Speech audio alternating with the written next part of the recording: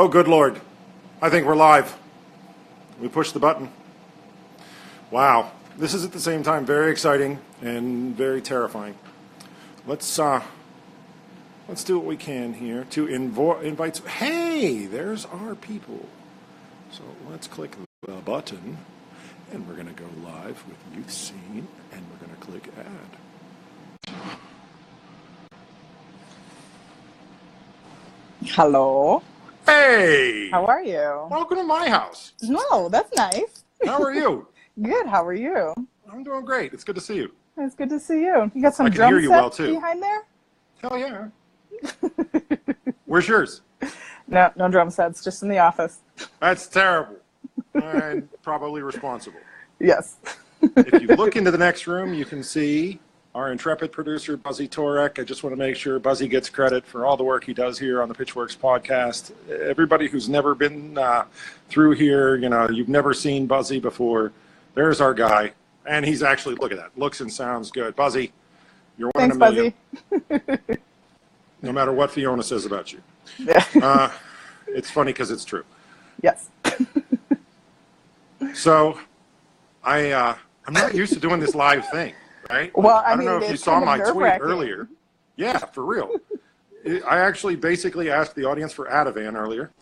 I don't think anybody knew what that. I don't think anybody knows what it is. I think in the sales and presentation game, a lot of times it's not customary to find panic patients. Which anyway.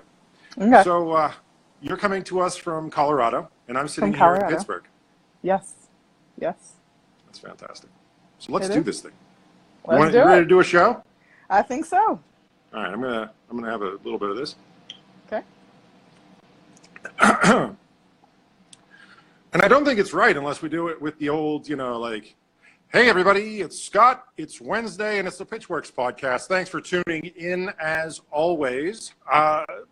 Tonight, my guest is Tara J, and I should call you Dr. Tara. Because you are a PhD. What's that? I said it would be nice. Yes, Dr. Tara is here with us, and we're going to talk a little bit about, and I'm going to be very blunt, with something that a lot of times makes people uncomfortable. And that is, how do you pitch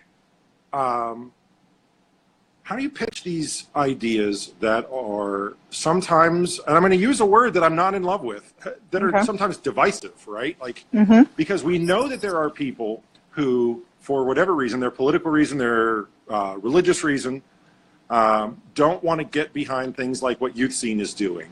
But before we get to that, we need to make sure everybody understands who and what you and YouthSeen are.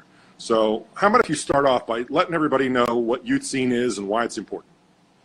So YouthSeen is a nonprofit organization where we work with a lot of queer and trans kids. We do counseling, case management. We have a summer camp coming up. And we also have a program called TIES. TIES works with specifically the parents and helping them advocate for their kids, educating them around their kids, so that they can be a little bit more strong when it comes to being able to support their kids in all levels. Because many times what happens is when kids come out, whether about their sexual orientation or their gender, most parents are like, what does this mean? I don't even know how to handle this. And going to it's a weird situation because kind of by nature, right? Like a lot of the people that would have a child that would come out, like in order to be a parent, there is a male-female sort of a thing. So a lot of us get caught flat-footed because of that, right? And it's like, and I'm leaving adoptive cases out. I'm leaving, those other different things. But it is somewhat, it's interesting to watch people on their mental path be surprised as though like, well, I'm not gay and my wife's not gay. How did this happen? Like, obviously, right? That's not how any of this works. But welcome to the club. We're glad that you're here to have the discussion with us at a bare minimum. So you're running a crowdfunding campaign. Yes, we currently are. We are in our last 7 days. 7 days. Yeah. Home stretch. Yeah, so we were hoping to make the goal of $20,000. We are currently at 14%, just under $3,000. So we're still going to try to go after that 20,000 in the next 7 days. So well, and I see. honestly, no, I want to talk to you about that because it's so let's do the full disclosure thing, right? So you're working with Olga Pagoda, who's a good friend of ours, good friend of the show, and frankly, her. Yes. Yeah, Olga's pretty okay. We like her quite a bit. Yes. But I was totally comfortable just leaving this at the side of the road. Olga and I are partners in a consulting firm called Kernels. Olga is a crowdfunding genius. There's almost no reason for me ever to involve myself. This got into Pitchwerks territory when I realized that you got kind of stuck at a number, like around $2,500. Things started to slow down, and I wanted to know, sort of what made that tick. So we ran some ad campaigns over here at Pitchwerks Labs that sort of targeted some different people and different interests and whatnot. And what we found was that there was a likelihood that people would share, retweet, right? The ally level is social media based. It is not financially based. Right. And I want to know what your opinion is on that before we jump too deeply into that. Like, is that normal for you? Do you find that the ally-ness of the world kind of, I don't know, there's a stratification of it? So I don't know if it's specifically around, just like the ally-ness. I think it has to do with human interest type things. One of the things that Olga and I talked about, like, very in depth, is that we were trying to figure out how we were going to strategically put this campaign out there, because it's across the board that people like things. People like tangible things, but when it comes to human services, counseling, that kind of stuff, those are the things that people don't really want to talk about. Yeah. And we also just want to push it to the side and act like it's not really happening. So actually putting money towards something like that, it's not a thing. Right. As much as we would like it to be a thing. Well, so one of the things that came up for us was the fact that, maybe we need to just look at, how we can make it more tangible, which is why we started talking about the online platform. We started talking about the summer camp. Like, people are having these experiences, it's right there, so it's tangible. But when it comes to those services, those counseling services, this case management, the money's not there because the interest is not there, which is sad. Because but right now, currently, that's what's needed. Okay. Let me tell you that I think that you are a tremendously gracious person. Okay? And I think that it is a good idea for you to have a good, you have a nice even keel about your demeanor. But I also think that sometimes keeping an even keel prevents the big sort of like uppercut punch from being thrown. And I'm going to throw it if that's fine, right? And here's what it is. These are kids. And when you take away all of the other labels, what we're saying is there is a certain group of kids who needs a type of help that they do not get. Right. And I'd like to talk a little bit about the part of the country that you're in. Right? So you're in Colorado, which Colorado has very good laws for protection of, people with all different types of, rights that they don't have in some of the other places around. And I don't want to dig too deep into the blame game or the, you should have voted for somebody else game or anything like that, because it's not going to get us anywhere. The milk's already spilled, right? Right.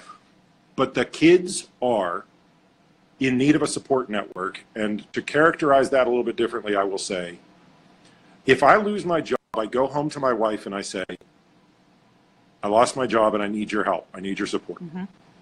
My friends will probably say, oh man, I'm really sorry that happened to you. I'll keep an eye out. Do you have your resume? My support circle comes together. I don't think that people understand that this is basically about building that support circle for these kids so that people who understand the pain, understand the issue, are there to tell them that it's going to be okay, and if you need something, I'm here to talk, and like we're friends on a level that maybe you're not friends outside of this universe. Does that feel right to you? Okay. So tell me a little bit about the summer camp and how that aims to sort of make these connections. Well, when it comes to this particular summer camp, many of these kids and how they identify, they have to somewhat keep it within themselves if they were to go to any other camp. And most of the times you have the counselors and other kids that are not accepting. With our camp, not only are they going to have counselors and, other people who are completely accepting of them and want to be very much supportive in whatever they're doing, while also educating them on to say, what, it does get better. There's education around this, and this is, what you can look forward to as you grow up, because your counselors are people who, identify the same or very similar to where, you're identifying. And that's difficult, because I know for me growing up as a Black queer woman, I didn't have any mentors, anyone that I could look up to be like, how do I know that it's going to be okay? How do I know that I'm going to grow up and be a productive citizen? Because, that's the big thing, be a productive citizen within this country. What does that look like for me as a queer woman, as a Black queer woman? See, so it's there's layers to it that we're looking at. I don't know how to unpack that. Because I didn't live it. And the only thing that I think talking about it between the two of us accomplishes is that I hope at some level to assist in being like an English to English translator, right? In that, I can maybe, sort of take a look at this pitch and how it is that we relate to people that these are kids, and that's the important statement. I'm just going to keep coming back to these are kids. These are kids that have a need for a support network and they don't get it. Or at least we're trying to provide a better one than is currently available, because there's something accusatory about saying that they don't get it. I'm not trying to be accusatory or alienating. Just leave it at goal to do better through this online camp, the summer camp and the online community. And we saw this very strong circle of people that were already aware of your mission sign on early. I'd like to see sort of why after that it became mostly about social media retweets. Tara, I like you. You're an educated person with a PhD. You obviously have a background, a Black queer woman who lived through the kinds of things we're talking about. But to me, that's worth post on Instagram. Again, I'm not trying to be accusatory or alienating. It's just fascinating to me when you see that boundary line is okay, this is about where the comfort level is. So before we go too far, though, I want to plug your Indiegogo, because it seems like the right thing to do right now. And if anybody, you know what, I'm a hell of a guy. igg.me/@/YouthSeen. Just like you see it, YOUTHSEEN. IGG being obviously for Indiegogo. IGG.me, igg.me/@/YouthSeen. Throw a few bucks into the bucket for Tara and the good going. Now that I've been nice and smooth things over a little bit, I don't know, let's ruffle some feathers. Let's disturb things a little bit. Okay. You talked about what it was like for you growing up. If you don't mind asking, how old are you? I am 39. Okay, so you and I are very close in age. I'm 41. Yes. Well, I'm going to be 41 in any minute. Anyway, now my exposure to experiences like yours were that in the lunchroom, boys would be called by names to, suggest that they were homosexuals, right? And it was not really punished by the teachers or the people that heard it. Thank you for that link, by the way. Yes, thank you, Rika. Pearl? Rika Pearl okay, Rika, is the program director for TIES. So thank you, Rika. Rika, I appreciate you succeeding where I failed. All of a sudden I was like, we should have had some way anyway, it's weird having a video feed too, by the way. So now when I talk with my hands, everybody sees it, which honestly happens even on the audio version of this show. But so you saw this, right? You saw the same thing in wherever you went to high school, yes? Mm-hmm. Mm-hmm. And I know that's the tip of the iceberg, and I don't mean to make light of it. I'm just saying that in my own experience, and before we get too deep into this, okay, I think this conversation is very valuable, and that's what terrifies me about it, okay? You and me talking about this right now, I don't mind telling you, makes me nervous. And it's because I'm afraid that at some point I'm going to stick my foot inextricably into my mouth and never, ever be able to retrieve it. But see, that's the difference. That's why this conversation is important, because one of the things that I usually tell people is the best way that you can learn is to have these hard conversations. So not only are we talking about identity, and we're talking about growing up and what that looked like, I think the big part is that we have to bring race and culture into this. And when it really comes down to it, people don't want to talk about that because many times they don't know how to navigate the conversations. And in order to learn how to navigate those conversations, you have to have them in order to learn. So how best to stick your foot in your mouth is to have that conversation so that we can navigate around it and be like, so Scott, maybe if you think about it this way, then you won't stick your foot in your mouth. I'm trying. I'm coming right out there and saying, like, I am fully aware of the danger that I put myself in, but I agree with you, right? But it's not dangerous because you're open to have the conversation. Oh, I'm going to say something stupid. Give me a minute. Okay. I'm really good at it. So that was my exposure to it. And I think a lot of people that are in my space, right? So I'm a heterosexual white dude, right, with 2 kids, right? And I think it would be great if we could get other people that have similar life experience to me to come to that sentence that just says, these are kids and they're not getting what they need, right? But I also think every once in a while we need to break stuff and just tell them, like, what was Tara's life like when she was struggling with identity and whatnot. And I understand there's some parts of it that are probably not for public consumption. So you answer that any way you feel comfortable. So what was it like for me growing up? Well, what was it like for you growing up? There was a dynamic. Not only was I dealing with the fact that I'm biracial, was brought up by a white mother who could only go so far in being able to protect me on certain things because she was not within the Black community. So there was only certain things that she could help me out on. And then having to deal with sexual orientation, like, she was real good at dealing with that. Like, she's a social worker, so she was very, she was very educated on how to move around identity with that. When it came to race, I think it wasn't until I got into my 20s that we started having, like, some really deep conversations around the fact that she struggled as a white mother bringing up a Black child, because she started telling me all of the different stories that she had encountered, being able to acknowledge and say, yes, this is my daughter, and the looks that she would get from, her white friends, her white coworkers. There was a big question that I always had for her where, when we were going into her office, I never saw pictures of myself on her desk. And she said, I'm doing it to protect you.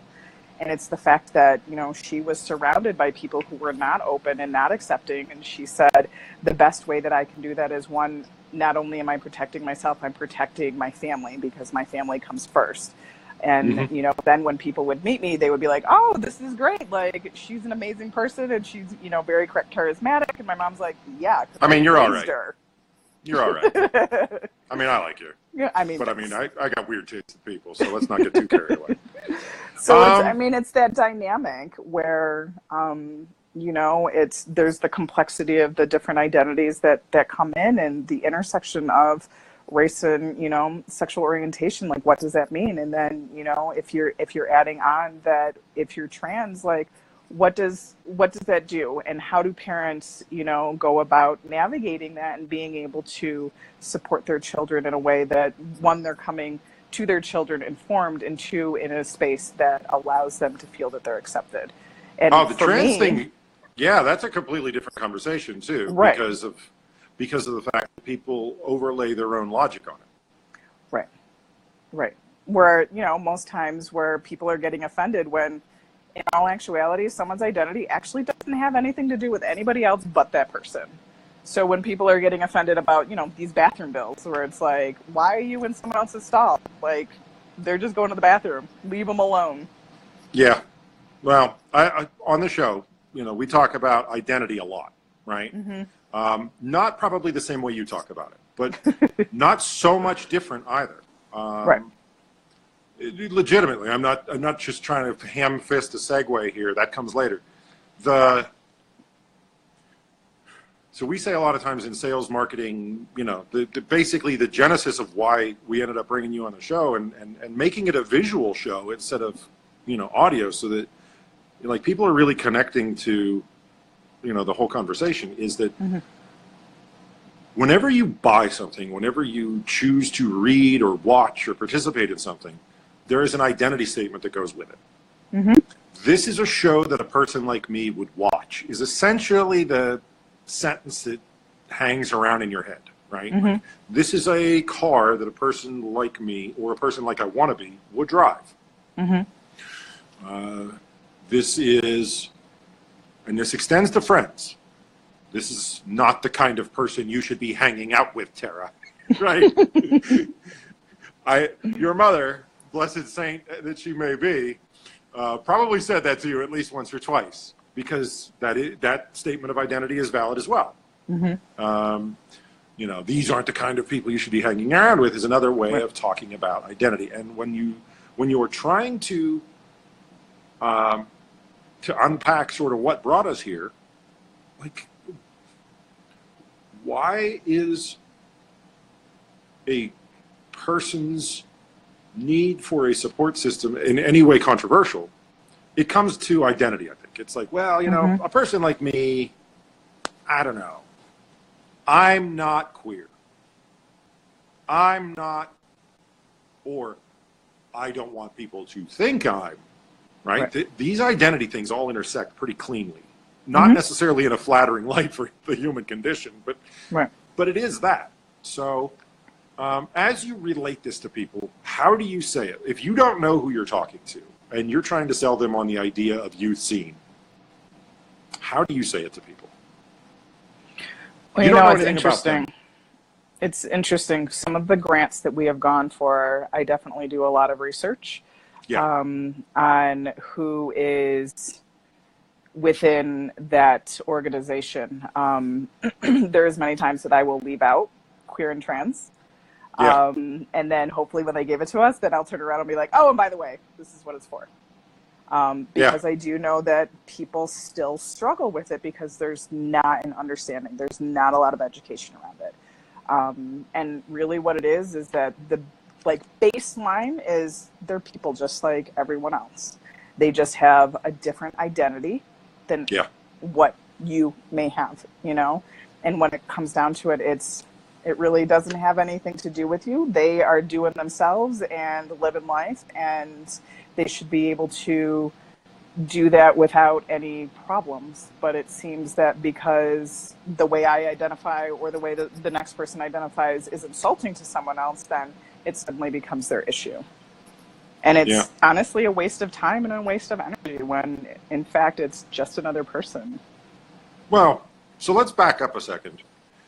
Before you were the executive director at YouthSeen, right? Mm-hmm. I mean, you had to do job interviews. You had to do just any number of different things where you had to present yourself, right? Mm-hmm. How did it weigh on you then? How does that, when you're sitting in a job interview, weigh on you? That same type of thinking. So the way that my job interviews usually go is my resume looks amazing. And then when people meet me, it's always I totally wasn't expecting that. Or when they talk to me on the phone. So I can give an example where I took a job. A lot of it was done remotely. And when I flew in, the person never expected me to be a Black woman. So because of who I am, I sat there and watched this woman struggle to try to find me when I was literally standing 10 feet away from her for a good 20 minutes. That's good. As she kept picking up the phone to call me to be like, I can't see you. I don't know where you are. I described everything that I was wearing. I have a hat on, I have the shirt on, I have this jacket on, I have these shoes on. She kept looking at me, kept going right by, because she would have never put it in her head that a black woman would apply for a position like that. You know what's interesting, though? When you characterize the person, you didn't say, like, you didn't throw in any adjectives. And you flew out, which means that to a certain extent you were expecting that this was going to go well, because you wouldn't spend the money on flying out there. You wouldn't spend the time, even if they paid for the ticket. Right. You wouldn't spend the time if you expected something negative to happen on the other end of that trip. Right. So if I'm right, I'm not trying to do like some discount Sherlock Holmes thing. It's just coming off that way.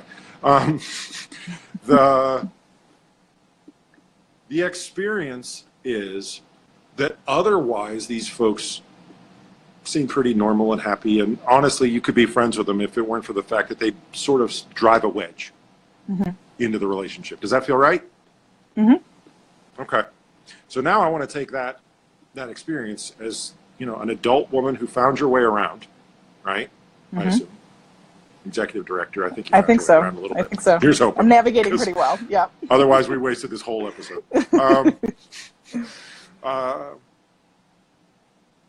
You developed, in your 39 years, coping mechanisms that I do not anticipate. I've got two kids. I got a 17 and a 12-year-old at home. And I think they're smarter than a lot of people out there in terms of just how to get about their life. Than a lot of the people that you will meet, but they still don't have the coping mechanisms, which is what makes them children instead of adults.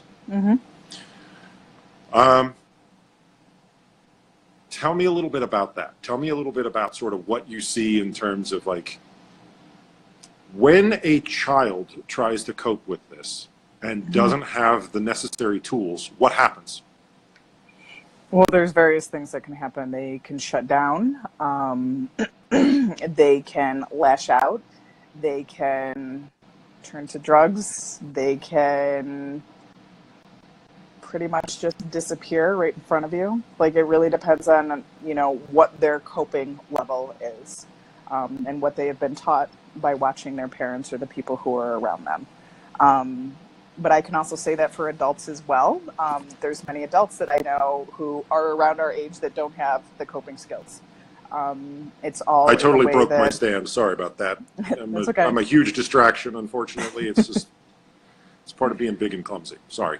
But I mean, it really all depends on, you know, where your level of commitment to your mental health and your ability to cope in society really is. And, you know, I think a big thing is, when it comes to counseling and being able to build that bridge, like, you're not going to know it unless someone's pointing it out to you and then builds that bridge to say, okay, these are different ways that you can go about it.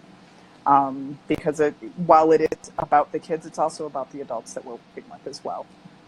Because there's many parents that don't know how to cope with their kid coming out. Like, how do you handle that? Many parents lash out and say, no, I'm not dealing with this. Well, I can tell you right now, just push it away.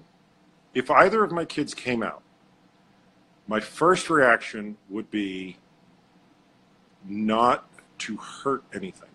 But that, I would assume, would also probably come across as like people in the, the radiation jumpsuits, right? Like, I don't want to have that effect either. Like, right. Like, I asked myself this question in prep for us talking together. I was like, you know, what would I do? What would my reaction be? And the conclusion I came to is, it's just a different kind of broken. Like, it's a different kind of wrong. In that, like I said, I would be like, okay, there's a very high possibility I'm going to mess this up. Let's not do that. So, you know, and then that brought me back to, again, it's like, well, this is, again, why you need to have investment on some level, whether it be a program like YouthSeen, or hopefully at some point we'll see a little bit more on the state level. We'll see, you know, things like your more traditionally sourced mental health and support, you know, type networks, you know, start to weigh in a little bit more, especially for the trans kids, which seems like a major gap right now. Yeah, it's huge. But even when I'm being honest and taking stock of how I would handle it. It doesn't look great. That's just, I'm trying to be honest with you. That's how it feels. I want to get into the mud a little bit here. Okay. So I think trans is in its own little section here. Because again, I think people, and look, I don't want to be the person who pretends as though I understand. We got a comment that says transparency with yourself is huge. Thanks, Ren. Yeah. I'm not going to pretend that I fully understand the reach of that comment, but you seem like you get it. So if you feel like expanding on that, I'd like to give you a minute. Well, I think what it is the fact that you're actually admitting that you don't have enough knowledge around it.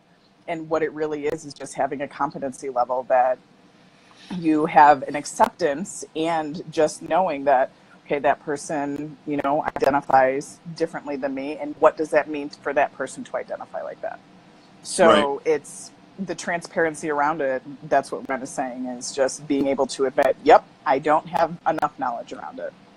Yeah. Which is, that's the biggest thing. That's what YouthSeen is trying to do, where it's like, okay, so let's actually admit that many of the organizations that we're working with and many of, corporations and schools and whatnot, many people don't have the competency level to be able to work with queer and trans kids and having curriculum around it and having the words and the language and being able to navigate those hard conversations. And it's, we see a lot of this stuff being played out within government when the majority of our government leaders don't have any idea, where they're big things, they're rights that we should have across the board, where it shouldn't matter how we identify, we should have those rights. We should be able to access certain aspects of medical and mental health and, being able to go into school and identify how we feel that we should be identifying. No one else should be telling us how we should identify. That is not okay. Well, and that's actually the street I want to turn down, right? That is exactly the street I'm trying to turn down in this conversation right now, is to say, okay, let's assume for one moment that every nasty thing that's been said is true. True. Okay, on trans kids, trans adults, let's just assume that and I've read some of the most horrible things, right? Because again, in preparing to talk to you, I want to make sure that I sort of don't misframe what people say, right? To a certain extent, I have to be the proxy for all the different people in the audience. And I was like, okay, let's see what people say. And, the one that, and I don't know who it is that sort of wrote the script on this, but there's definitely talking points in a script of being trans is a mental disorder is the way that a lot of people frame this. And for a moment, and I know that that's not anything you want to even give a moment's credence to, I understand. But just hear me out. I promise this bears slightly good fruit. They can't all be home runs. Let's say that they're right. Would you not at least want that person not to turn to drugs, not to disappear out of society, not engage in self-harm? Let's just assume for a moment that you're right, that the world operates according to the Old Testament, that that's probably more judgmental than I should have been, but you get, you still need to deal with the very real fact that these kids are not, you can't shout in their face and tell them not to do this or not to choose this or not to feel this way. You have to deal with, they need to be surrounded with the compassion and support networks that we want kids to have, because this is also a time where they learn how to talk to other people, form emotional bonds, feel safe in the world, develop friendship. And in the video, and I really encourage everybody to check out the video at the Indiegogo site. And,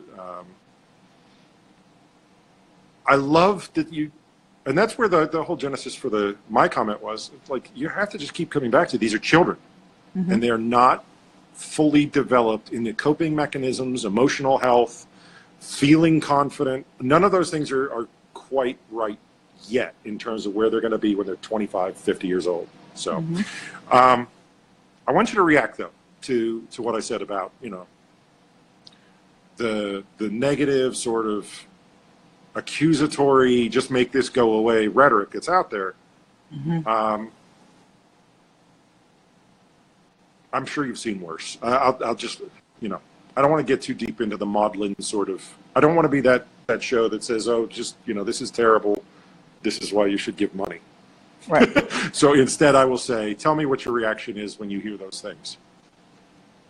My first reaction is always just sadness, because that tells me that they're at a level that, one, they're not even open to hearing what I have to say. Right. So most times I just kind of look at them, I'm like, I'm sorry you feel like that. And I keep it moving. The first thing that I do want to say is it's not a mental disorder. Right. It is how someone actually identifies they are born like that. If it's something that was a choice, many people would not choose that. It's not a choice. It's something that needs to happen, where it's like, I often relate it to, if I had a choice on, you know, how I show up in the world, being black is a pretty hard choice to deal with every single day. I can believe that, especially now that we've got access to a little bit more of what that looks like.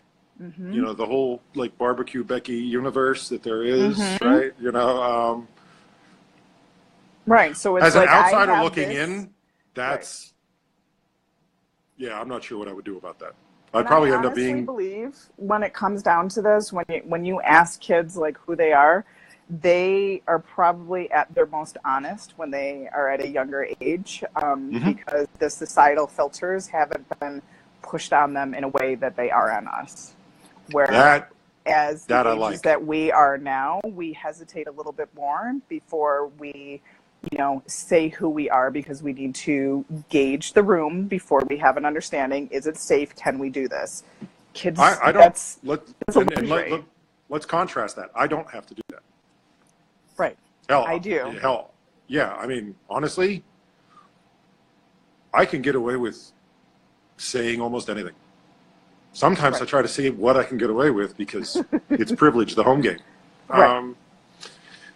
That's a big thing. That's also a conversation, you know, that I would love to get into. You know, as an ED with this type of organization, there's a lot of things that I cannot do, that I have to rely on people who are around me and who have access to spaces that I don't have privy to.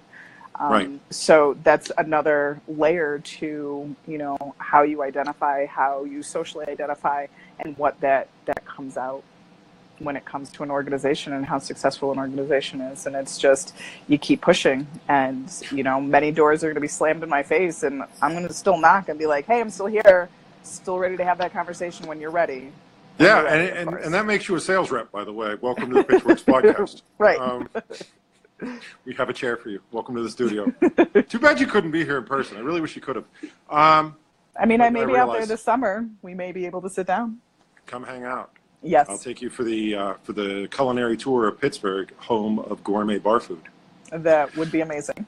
It really is. I mean, you'll die of it. Make no mistake. It's like a heart attack on a plate every single day, but it's amazing.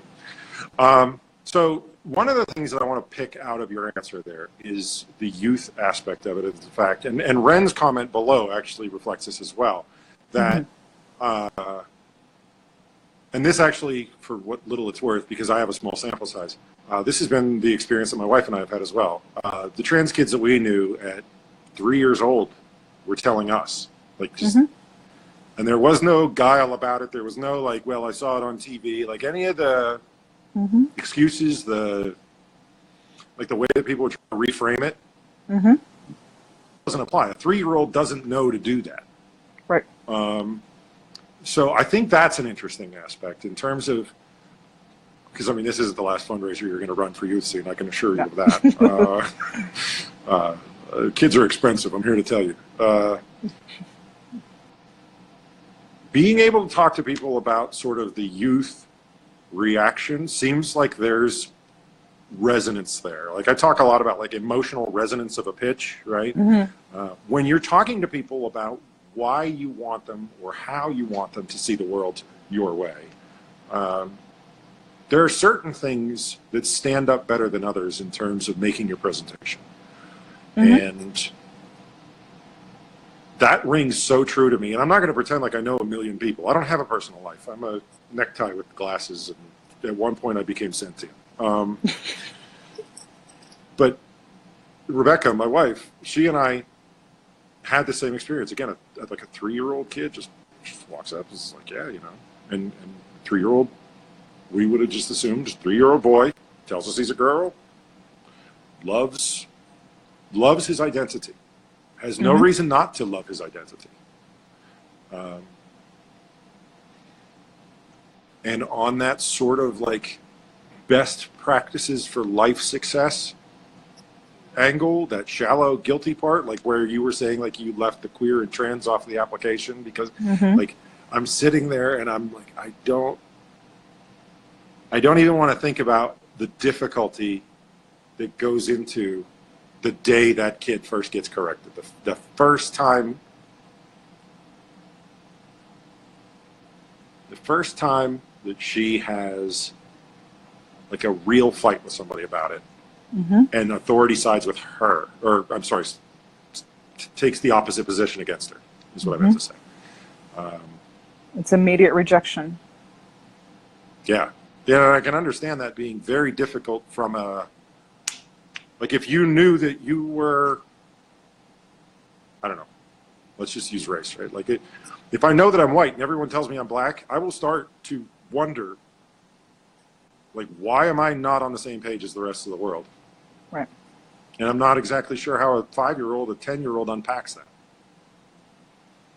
All right, so let's move back into the happy side of the ledger because I'm starting to feel a little dragged down. You know, that's me. I'm your emotional DJ.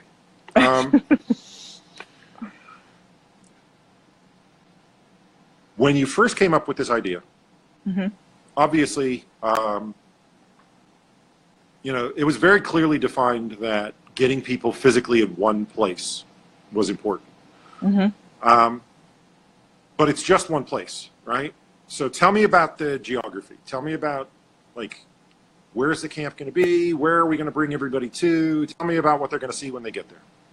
So the camp is located in Colorado. We are keeping the exact location somewhat quiet because we don't want to deal with anyone feeling the need to just drop in. But it's about an hour south of Denver, and it's a small camp. It used to be a Christian camp that was deserted for almost a decade. Someone came in and decided to revamp it and literally just opens it up to other organizations that normally wouldn't be able to afford space. So we were offered this great opportunity to have our camp here, and we couldn't be any more grateful. Like the stuff that they are doing for us and being able to provide that space for us and allowing us to literally have a run of the property has been huge. So when the kids come in, it's old school cabins. There's nothing new about it. That the camp was built in the early 1900s. Has modern plumbing and I'm going to warn you in advance. But going back to that whole kids are kids thing, okay? Oh boy. Are you going to have the cell phone bucket too, that they have to drop their phones in? Because no that's cell what my daughter went through with the Girl Scout camp thing. No cell phones. Like, that says old. There's no channels on the cabin. It's about being out in nature and just enjoying, you know, the other kids that are there and the other counselors that are there, and, you know, getting to learn new things that you normally wouldn't have access to within school. And, you know, being stinky. You may not shower for 2 days. That's completely fine. We're out in nature. Like, that's what it's about. It's, you know, just having fun and being who you feel comfortable with and just being yourself. Like, that's the most important part. So if you were going to tell me about a geography that you were looking to draw from, is it really the whole country, or are you more expecting people that are close by? Well, I think the whole mission is to get a national organization within the next few years. Most of our clientele right now comes from a lot of remote areas, very rural areas that do not have therapists. It's so funny that you say that, because that is literally the last topic I wanted to hit on. And that's what I was hoping. Honestly, I just didn't want to make an assumption and end up being wrong.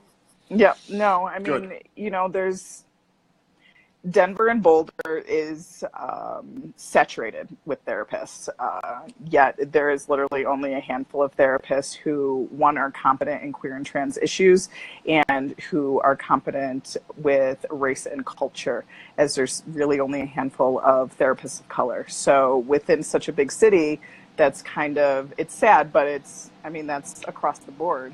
There's not many therapists of color. There's not many therapists who are competent with these topics. So YouthSeen will be, you know, pushing ourselves out there to make it a national thing where we're networking with these therapists and making sure that it's accessible for people who need those resources and who need those services, because we're not doing our job if we're not making it accessible for people. Yeah, I mean, to talk to you the way we talk to startup people on the show, and that's what you are. You're a startup. I mean, you're not, trying to sell the world on another, texting app, thank God. But I'm sorry to all of you who are working on texting apps, but please just move on. And the boys from Does This Hold Up have joined us. That's another great show here on Epicast, and I just want to shout them out because I have a feeling that they're going to try to pitch us on something that. That they've come up with. They're fantastic entrepreneurs in their own right. So let's move on to why I asked that question, which is the small town thing is a major concern, because this is honestly, I don't know if you've seen the articles and the statistics and whatnot, where that also happens to be where addiction has taken a terrible hold, because a different kind of resources, in this case law enforcement and drug interdiction resources, are difficult to spread out in that, that wide open environment. We have this distribution problem on all of these different resources that people rely on. I'm wondering if there isn't, at some future point, as you're talking about YouthSeen and what it works and how it delivers services or what services it delivers, you can't use that analogy a little bit, because that has been carefully studied about why it is that like heroin and meth and whatnot took their hold in these rural, like low population towns. I know on the one hand it's ugly to associate what you're trying to do with that, but on the other, it comes down to a resource question. I don't know. What do you think about that as a potential line of argument? Well, I think bottom line is that it's always about accessibility, where when you try to go and get help and you are constantly pushed away because of lack of money, and, when we're talking about these remote locations, like there's no jobs. So, what are people supposed to do? And many times, as this drug epidemic has, taken over, it really is people just trying to get away from the hurt, the pain that they're constantly feeling because they don't have access to things that they really need. That is something I hadn't even thought about as we start to put this line of thinking together, was that they are so tightly related. Yeah, I've always said it's just about being able to have that community and being able to connect with other people in a way that they feel supported. I've always said that those terrible, destructive things basically start from something else, right? So you end up on heroin because that's the best thing that was, in your mind at least, that was the best thing that was offered and available. Because maybe somebody didn't explain to you what else life had to offer. And a lack of resources and whatnot makes it more likely that you just give up. It's an interesting There's a lot of hopelessness within those communities where it's, let's look at Detroit for a second, okay. Basic access of water. Oh, yeah. like, why? Why are we? We had a major problem with that here too. We had lead lines here in Pittsburgh as well. It didn't get as much press because we didn't go first. But that's the whole Flint thing. got It's discovered like basic first. necessities. Detroit, Flint, like all of them, like they're basic things that we should have, that we shouldn't be fighting for at all. So it's like mental health services, medical services. We shouldn't be fighting for those, you know, and especially if we're identifying differently than what is mainstream. Like, we shouldn't be pushed off for access because we identify differently. They're basic things that we should have no matter what. And you know, I agree with you. I don't have enough faith that everybody gets on board as quickly as you'd like. But I do think that we can circle the wagons on having them realize that the kids that would come to your camp are kids. Like I think there's a shot there. I think we can relate that to people first. And I think it's important that they see it. These are kids, and you are intentionally withholding resources from them. Yeah. Because it is not politically expedient, or it wasn't a picture of you being a hero on YouTube, or, you know, like whatever the various strata of alliedness are. It's an interesting thing. Rika, I'm going to ask you, if you're still out there, to pop that link back up. You did a really good job on that last time, and I'd like to see if we can get that back up there. I do want people to watch your video. I love the emphasis that you put on the kids. Again, I think that's a very strong message. I think you need to keep pushing it out there for what little my opinion is worth. I'm better a lot of times at selling companies and startups and those kinds of things, but I'm a big believer in what you're doing. Hopefully I didn't stick my foot too far into my mouth. No, you did good. Hey, I made it the whole way without talking about the president. Oh, we still have a few minutes left. I'm going to cut it off before we get there. Okay. While I've got you, if anybody has any questions, I wanted to just basically give people the opportunity, if they wanted to throw a question up there, you know. And if nobody does, I understand. Like, we covered a lot here. It's a lot to unpack. But it feels like a wasted opportunity if we don't at least throw up the chance for them to toss a question your way. And if you ask me stuff, I'm going to lie to you. So that's just the decision I've made. And then that way I don't get any questions. Well, there you go. All right, ready? Let's do this. All right. We're going to watch. No questions. No questions. I'm not seeing them. I was pretty sure we were going to get a couple at least, but yeah. I don't know. Past a couple, we're on the East Coast, right? Like well, not on the coast, but we're in the Eastern time zone at a bare minimum. So who knows, you know, all these old folks might be asleep. Who knows? All right. I'm going to give you 5, 4, 3. Dr. Tara J., thank you for turning up for the Pitchwerks podcast here live on Instagram, which is still super uncomfortable, and in person on video. Yes. I wish you all the best. Again, I want to put up that link. Anybody that wants to donate, and yes, I'm going to be that guy. You want to donate. We're going to tweet it out momentarily, but if you're within arm's reach of a pen right now, it's igg.me/@/YouthSeen. And I mean, if you've been watching and you don't at least pop $1 into the bucket, I am going to think less of you tomorrow. It's $1. You could do it. I believe in you. Thanks, everybody. Yes. Thanks, Tara. Thank you.